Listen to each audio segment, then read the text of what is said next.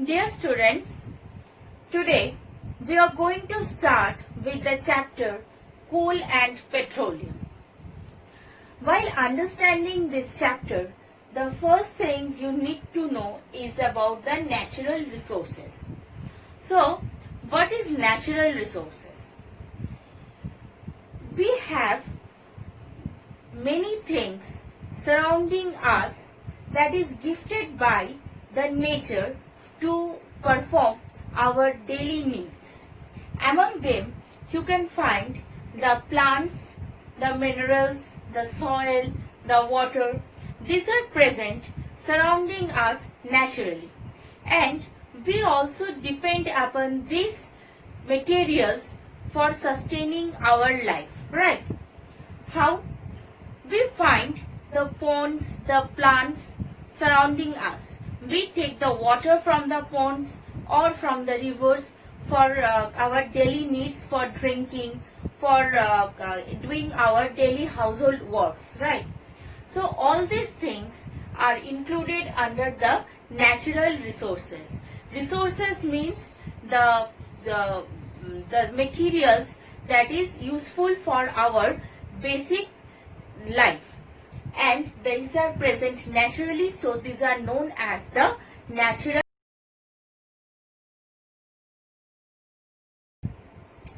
Next is the fuel. What is fuel? Whenever a substance is burning, it gives us energy, then we call that substance as the fuel. For example, we can take the wood, the coal, the petroleum as the fuel. Why? Suppose you take the example of a coal. Whenever we burn coal, it gives us a huge amount of smoke along with the energy. And by using this energy, we can perform our daily basic household works like cooking, or if we take the industrial use of coal, we can see the thermal power plant that is providing us the electricity. In the thermal power plants, they are using the coal as a fuel for generating the energy that is converted to the electricity, and we, by using this electricity, we generally use our electrical appliances at home, right? So you can see the fuel is a substance that is, after burning, produces energy for our basic needs, that we call as the fuel.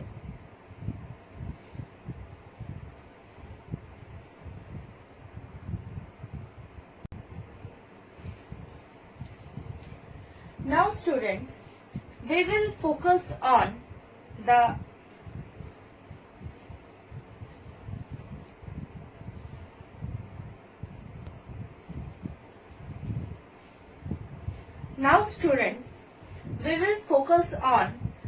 types of natural resources. The natural resources are of two types. One is the inexhaustible or renewable resources, and the other is the exhaustible or non-renewable resources. So what are they?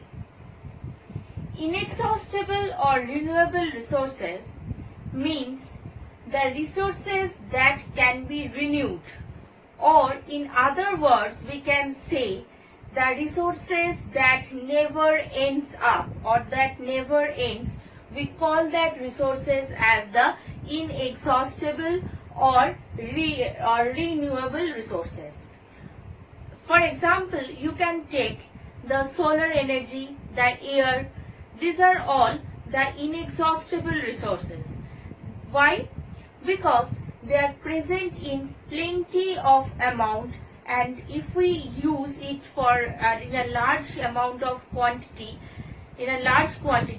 these resources does not end up. Students, just think one thing. Do you think that whether the sunlight or the solar energy can end up anything? Does any day can come when we can say that there is no solar energy present in the earth? No, that will never happen. So these are included under this group, inexhaustible or non-renewable resources. Okay. Next is the exhaustible or non-renewable resources. What are they? This is just the opposite of the inexhaustible resources. That means the resources that are present in a fixed quantity and that cannot be renewed if we use it in a huge amount, we call that resources as the exhaustible or non-renewable resources. That means these resources can end up and these resources cannot be renewed. So we have to use these resources in a limited amount, and we have to think before using or before wasting it that we should we afford the wastage of these resources or not. Under this group, the most important and the foremost thing that comes is the water. Nowadays, everywhere there is one word, that save water. Number two, the important example comes under this is the plants or the trees. So everywhere it's surrounding you can find the notice that save life by saving trees, or save trees and save life. Okay, because we know that without the plants, no organism can survive in this whole world, because plants are the only source of oxygen that is necessary for us to live or to sustain our daily life.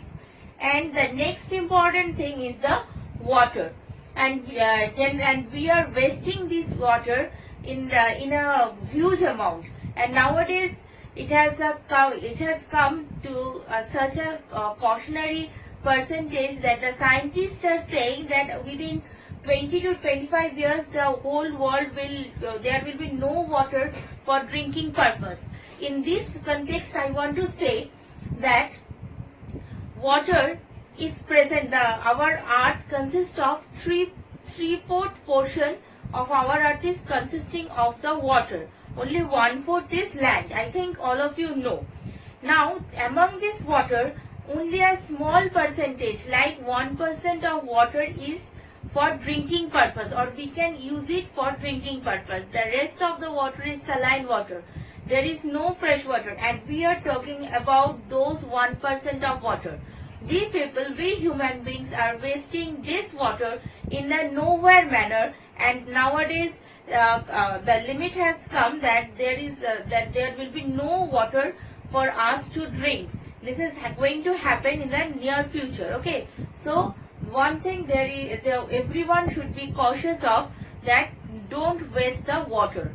Okay, so because these are included under this exhaustible or non-renewable resources, these cannot be found again. If it completely ends up, then there will be no water, and we can also die without water, right? Another example that comes under this in the context of this chapter is both the coal and the petroleum. These two, and one more is the natural gas. These three, that means coal, petroleum and natural gas, these three are included under this exhaustible or non-renewable resources.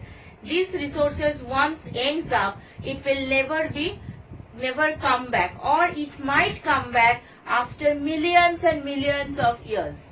Okay, so both these things should be used up in a limited manner so that we can maintain the stock of these two resources, as these are included under this group, that is the exhaustible or non-renewable resources. Students, I think you have followed up to this. We will continue this chapter now. Dear students, today we are going to start with the chapter Coal and Petroleum. While understanding this chapter, the first thing you need to know is about the natural resources. So, what is natural resources?